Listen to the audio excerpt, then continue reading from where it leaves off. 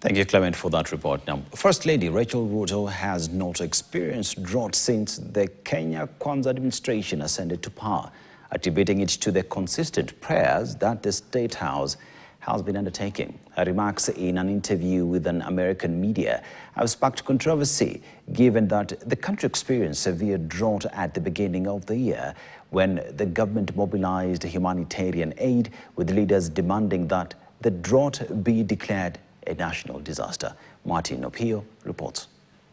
First Lady of the United States. In an interview with America's CBN News, the First Lady Rachael Ruto claims that the country has not witnessed a drought since they came to power in 2022, courtesy of prayers.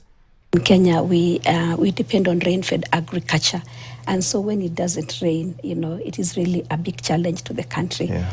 And that was on the 14th of February of 2023.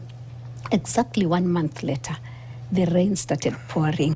Was the First Lady, who was invited by the US First Lady Melania Trump, misleading in the interview?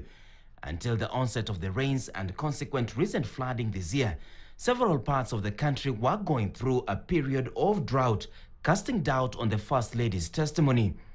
I can tell you it has not stopped. So it is still raining, and now we are food secure. We usually have a little spells here and there. As of early 2026, leaders from northern Kenya and various organizations urged President William Ruto to declare the severe drought a national disaster, with over 4 million Kenyans facing acute food shortages. Up to 23 counties were affected, prompting calls for emergency intervention, water tracking, and multi-agency response to support vulnerable communities. But this is not the first time the First Lady is courting controversy. Her decision to have State House intercessors was met with mixed reactions, with many questioning the balance between religion and state. Kenyans questioned why the intercessors were included in the First Lady's budget under the Faith Diplomacy Office. The First Lady admits that the State House keshas are still on.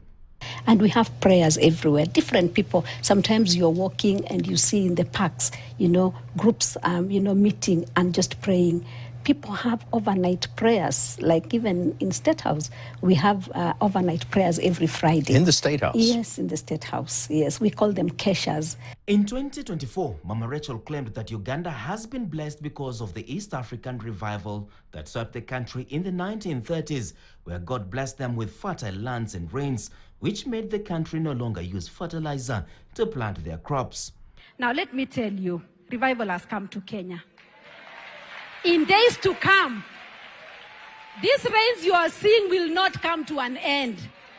And in days to come, we shall not be using fertilizer. In May of 2022, the First Lady revealed that she prayed for the impure borehole water at their current residence while Ruto was still the deputy president, and it turned clean. Martin Opio, KTN.